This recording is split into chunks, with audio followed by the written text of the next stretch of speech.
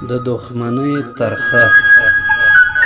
کونډې مور چې د خپل زړه په وینو لوی کړ هغه ځوان اوس د 50 د مخ سړی و خو د ده دا سرلوړي د ډېرو خلکو خوښه نه وه او همیش به یې دا غوښتل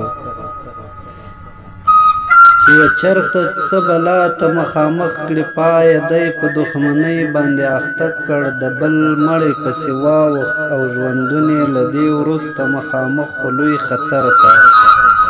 خدای پوه و چې له پیښې تېښته نشته او چې نشته نو که خوله بیا د زمري وي په هغه کې هم همت کول پکار دی مګر مور یې سختې ویرې واخیستې زویه نه پرېښود دې ته چې په شپه کې پر یوه ځای باندې پرېوځې تر سهاره و د زړه ناکراري یې دومره زیاته چې کږده یې وله بله ځایه کښلې درولې یې په منځ کې و د بیټې ترې چاپېره به وسپینه رمه پنډه په رمه کې به دې یو له بله لرې دلته هلته کړل هوار ډېر بسترونه په دې نیت چې د زوی د خوب دپاره تر سهاره څو واره ځای بدل کړي په کوم ځای چې به خطر تر ټولو زیات و په هغه ځای کې به دا پرېوته پخپله په دې هیله چې تر زویه ځان قربان شي خو د دومره څه کولو پس به بیا هم د دې کونډې زړګی نه و پر کراره کله چې به دا په خوب بیده وه د رمې سپي به یې هسې په غپا شو دې غپا به دا په دارنګه یو حال کې کړه راویښه چې ټول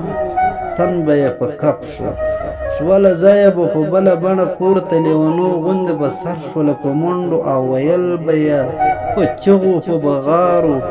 هی د کلي خلکو تاسې لا ویده یاست دښمنان هغه دې راغلل زما کور ته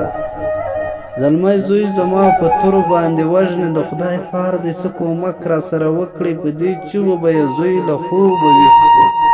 ور ولاړ به یې شو مخې ته په منډه په غوزۍ کې به یې ونیوله ټینګ او ویل به یې هېڅوک راغلی نه دي زه روغ جوړ دا یم ولاړ یم ستا و مخ ته ساعت وروسته چې به دا په حال کې راغله کړه ورو ورو به یې خولې د تندي وچه کړه ورو ورو به یې خوله د تندي وچله دا پس به یې کړه ټنډه د زوی مچه دغه کونډه دا چې تل به ورسره وه د دې خپلې یوازیني زوی د سر ویره یوه شپه ده بیا د نورو شپو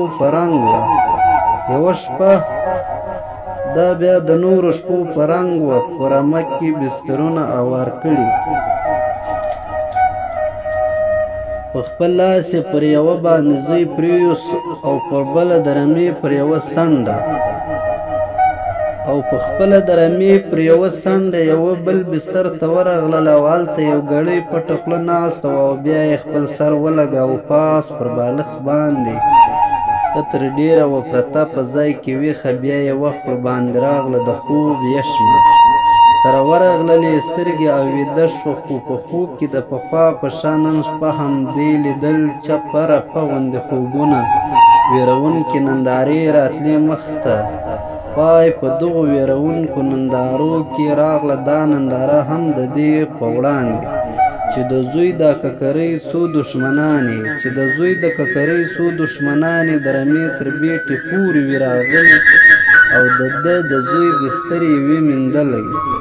دغه ځوان یې په ډېر زور وي کابو کړی لاس او پښې او خوله یې ټول وي ورتړلي مخ یې وي د قبلې لور ته ګرځولی په دې نیت یې وي چاړه باندې راکښلي چې په شان د اختر د پسه حلال کړي دغه خوب ولړزوله دا په خوب کې شوه په بله بڼه پورته له بستره له جهانه او له ځانه بې خبره د برېښنا غوندې په بیړه شوه روانه چې په مخ کې یې پرته وه کومه تیږه په 2 لاسه یې له مځکې کړه اوچته د دښمن په طرف باندې شوه ورسمه په دغه وخت تر زمري نه وه دا په کمه چې ورسېده تیږه یې کړه دومره پورته چې تر سر یې ښه بالا شو بیا یې زور د ټول وجود سره راغونډ کړ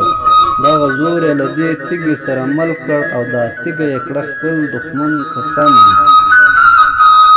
پر دښمن باندې یې ښه دروند ګزار وکړ، دې ګزار چې په پوره توګه کار وکړ. دغه وخت نو کونډه هم په حال کې راغله چې یې وکتل دښمن چېرته هم نه و. سر د خپل ښکلي غښتلي زلمي زوی یې تر دې توره تیږه لاندې وکوټلی. په داسې لړزونکې ننداره یې تر خولې وختله داسې یوه چیغه یې ولړزول لاندې او هم باندې، عرش او فرش او واړه اسمانونه. ویده کلی ټول راویښ په دې ناورین شو. زړه د هر یوه وګړي په غم شین شو. شوه په هر زړګي کې ماته د تیغ څوکه، هر طرف ته شوه غوغا کانه او کوکه. شوه په آلې خبر کور د دښمنانو، ژړېده ورباندې مور د